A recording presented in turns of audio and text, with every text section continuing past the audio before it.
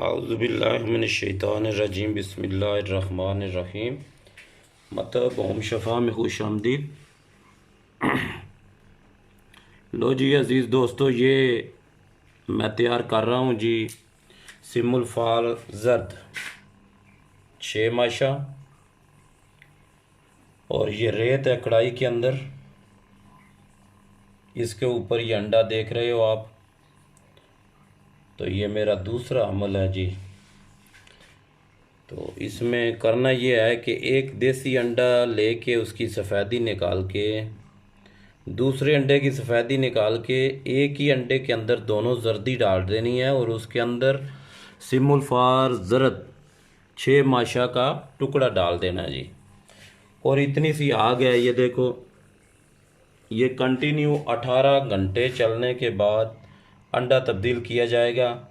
फिर इसी तरह 2 अंडे की जर्दी डाल के एक ही अंडे के अंदर ये सिमुलफार ज़रद का टुकड़ा डाल दिया जाएगा और इसको 18 घंटे पकाया जाएगा। ये 3 अमल करने हैं जी।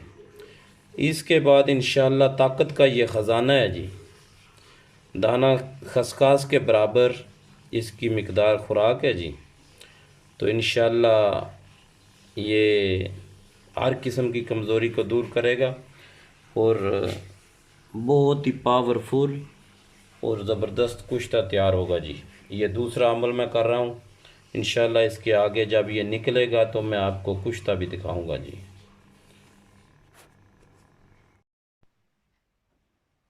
लो जी अज़ीज़ दोस्तों, ये सिमुलफार ज़रद जो है तैयार हो गया जी।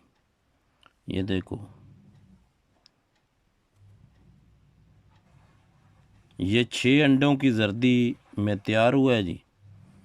2 अंडों की जर्दी एक अंडे में रख के तो रेत जंतर में जैसे आपको दिखाया है ऐसे इसको तैयार किया जी।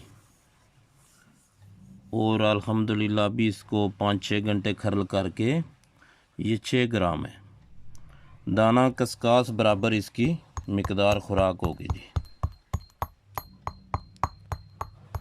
और ये बेबहा ताकत का ये ख़जाना है।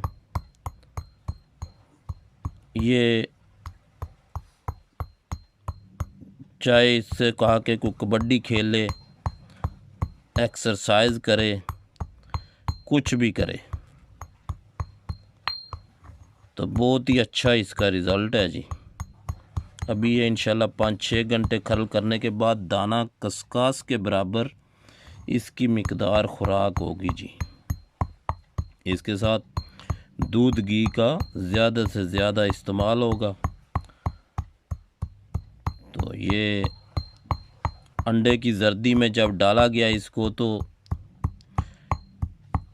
2 अंडे हैं, उनकी सफ़ेदी निकाल के जर्दी एक अंडे में डाल के उसके अंदर ये रखा गया है और रेत जंतर जैसे मैं आपको पहले दिखाया ऐसे इसको पकाया है कम अज़ कम 16 घंटे हल्की आग के ऊपर।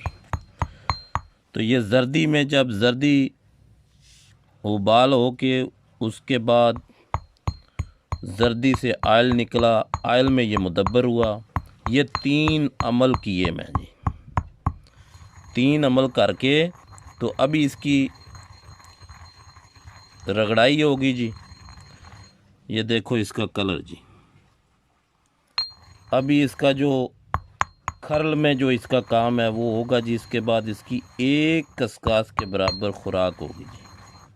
बड़ा आलीशान नुस्खा है जी, ये मैंने तैयार किया जी। तो अगर आपको मेरी ये कावश अच्छी लगे, वीडियो अच्छी लगे ये, तो मेरे चैनल को सब्सक्राइब, लाइक, शेयर ज़रूर करें ताकि मैं आइंदा भी ऐसी वीडियो बनाता रहूं जी।